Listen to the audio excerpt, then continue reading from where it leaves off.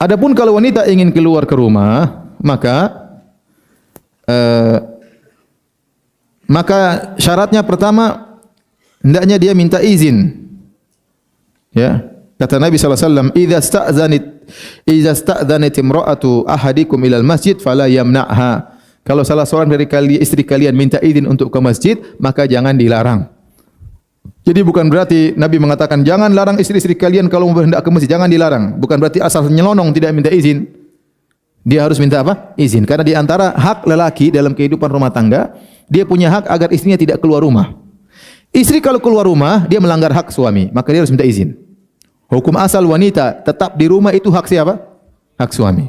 Maka tidak boleh istri keluar rumah kecuali dengan minta izin suami. Termasuk di antara yang ingin ke masjid, maka minta izin ke suami. Ya. Dan kalau istri sudah minta izin, suami tidak boleh ngelarang kecuali ada mudarat yang muncul atau ada keperluan yang mendesak, itu lain cerita. Tapi hendaknya istri minta izin. Jangan kemudian dia nyelonong aja tanpa minta izin kepada suami. Semua pulang dari kantor, istriku kemana ini? Telepon nggak ada, HP-nya mati, waduh repot. Meskipun dia ke masjid, dia harus kasih tahu suaminya, saya ke masjid.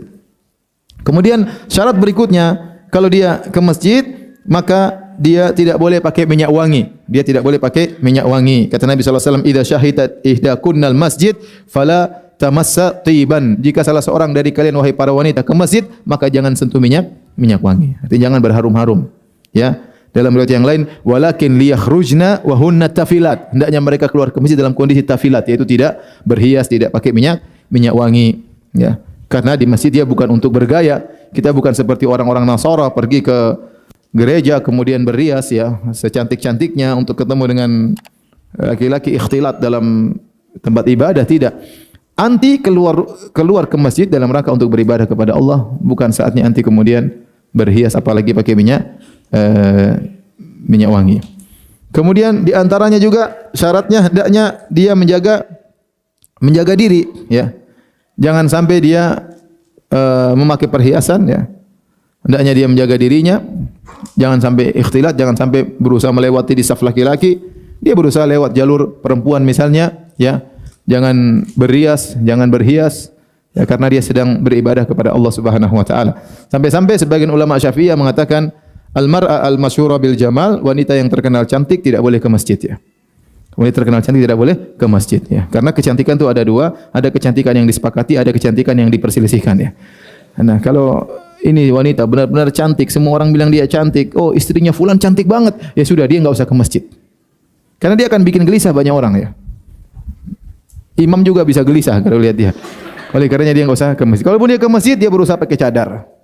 Dia berusaha pakai cadar sehingga menutup kecantikannya agar tidak dilihat oleh orang lain. Sudah masuk masjid buka cadar di antara ibu-ibu, ya.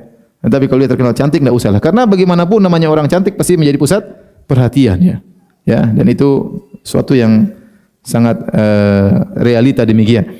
Oleh karenanya wanita lebih baik di rumah, dia boleh ke masjid kalau memang dia bisa menjaga diri. Dan dulu para sahabiat, sebagian mereka salat di masjid, ya.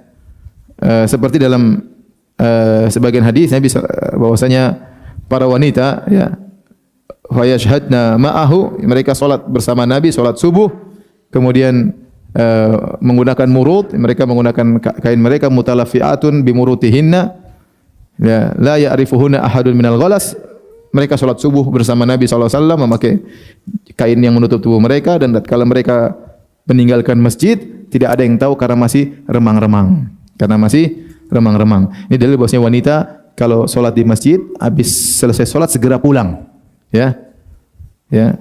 Thumma yanqalibna ila buyutihinna, jadi mereka salat subuh bersama Nabi sallallahu alaihi wasallam, setelah itu mereka pergi pulang, tidak seorang pun mengenal mereka karena masih remang-remang. Ini dalil wanita kalaupun salat di masjid segera pulang karena di rumah masih banyak apa? Tugas, ya. Jangan kemudian diam di masjid, zikir pagi petang sampai syuruk.